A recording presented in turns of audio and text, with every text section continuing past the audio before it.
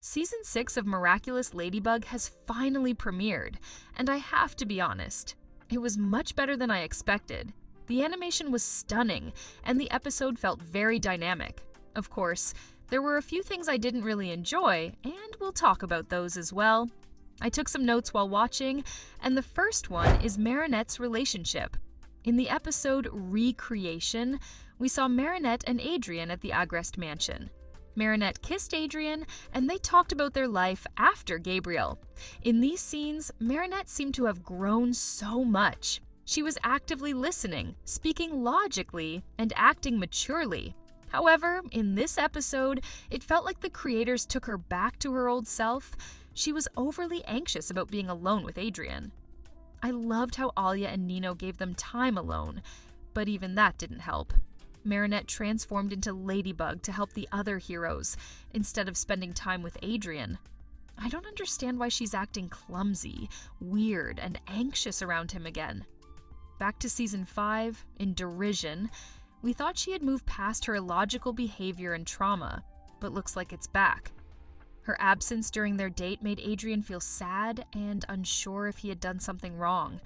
When Adrian asked if she found him boring or if he wasn't good enough for the relationship, it was heartbreaking. Thankfully, Marinette rebounded, and they cuddled while watching a movie at the cinema. Overall, I'm glad they seem more stable now and have found some peace in their relationship. 2. Alia and Nino. I can't even express how proud I am of Alia. She's the kind of friend everyone needs. She stayed up late to help discuss the superhero identities and continues to assist Marinette as both a friend and an ally. Alia and Nino transforming into heroes to save the day was such an iconic moment. We got to see how Rena Rouge and Carapace handled everything without help from Ladybug or Cat Noir. However, I'm still skeptical about how the Miraculouses are distributed. While it's great that heroes are stepping up during emergencies, the decision to involve them in missions should come from Ladybug. Otherwise, it might only be a matter of time before Circus traps the heroes with one of her plans. Another highlight was Alia and Nino searching for clues about the new holder of the Butterfly Miraculous. While Marinette and Adrian were on their date, Alia and Nino interviewed Circus's victims. Unfortunately, they found no leads, as Circus is far more secretive and dangerous than Gabriel ever was. What do you think about Alia's role in this episode? I thought she was fantastic. Do you also agree with me? 3. Akumatization. I always try to stay professional in these videos, but I have to confess something. I was so triggered by the little girl's dad yelling at her to stop interrupting his work.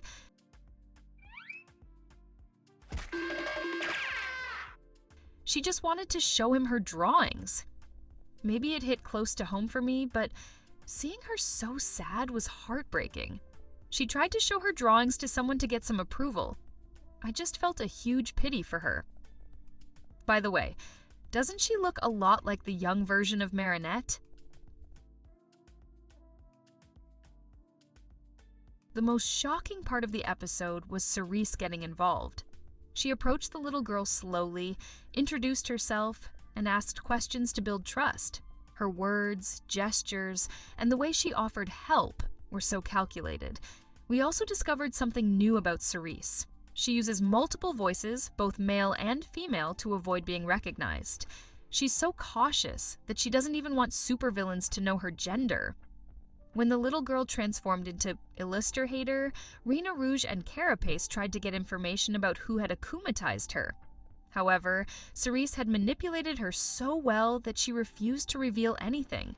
Circus also used a new function of the butterfly object. It appeared outside the akumatized item and observed the victim as she spoke to them.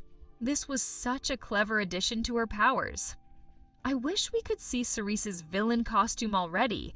Her current pink-themed outfit with no details feels so plain. Do you think the creators will eventually design a full villain costume for her? Let me know your thoughts. 4. Saving the day. The plan to save the day was brilliant. While I'm still anxious about using multiple Miraculouses at once or assigning them permanently, Alia and Marinette worked really well together.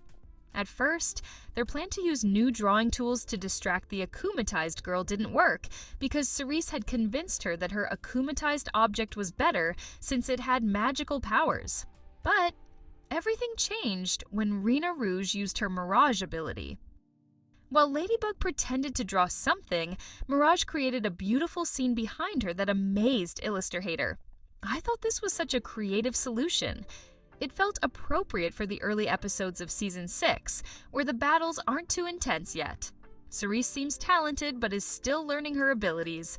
I'm sure we'll see more serious battles in future episodes. 5. Marinette giving her Kwagatama to Alia. One thing I didn't quite understand was Marinette's hesitation about heroes using their powers. In Recreation, she seemed confident about distributing the Miraculouses permanently, and even announced this to Suhan and Alia without any hesitation. So what changed to make her so anxious now? At the end of the episode, Marinette gave her Kwagatama to Alia, and I was super shocked. She created a backup plan in case she fails her mission and has to pass on her guardian role to Alia. This is so worrying. If such a scenario happens, Marinette will lose her memory. And considering the fact that nothing in Miraculous Ladybug happens randomly, so this has to mean something. I just hope it's not some kind of foreshadowing something terrible.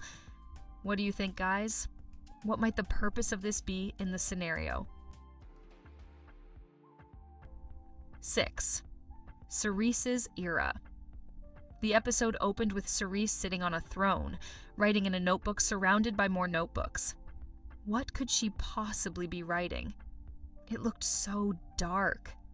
Seeing Nuru paralyzed next to her made it clear just how dangerous Cerise is. She even kept Nuru frozen, because back in the London special, he was so happy when he learned that she had failed. This moment really showed how ruthless and terrifying Cerise is as a villain. What do you think about her era? Okay, those were my thoughts on the episode The Illustrhater. I really enjoyed it and can't wait to see what happens next. What did you think about the episode? Share your thoughts in the comments.